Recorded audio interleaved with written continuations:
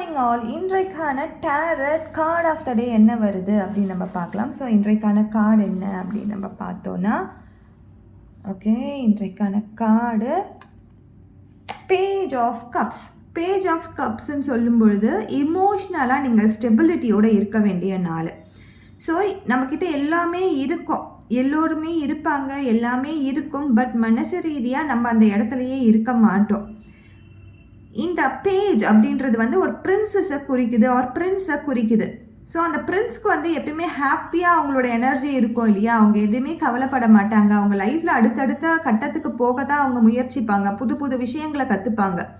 So பாஸ்ட்டில் எதை நடந்திருந்தாலும், உங்களை யார் ஏமாற்றி இருந்தாலும், இமோஷ்னலாக ஹர்ட் பண்ணியிருந்தாலும் சரி, இமோஷ்னலாக நீங்கள் டவுனாக இருந்தாலும் சரி, இன்றைக்கு ஒரு கோல் செட் பண்ணுங்கள். என்னுடைய லைஃப்பை நான் ஹாப்பியாக மாற்றிப்பேன், என்னுடைய லைஃப்பில் நான் ப்ரொடக்டிவாக இருப்பேன் அப்படின்ட்டு. தேங்க்யூ.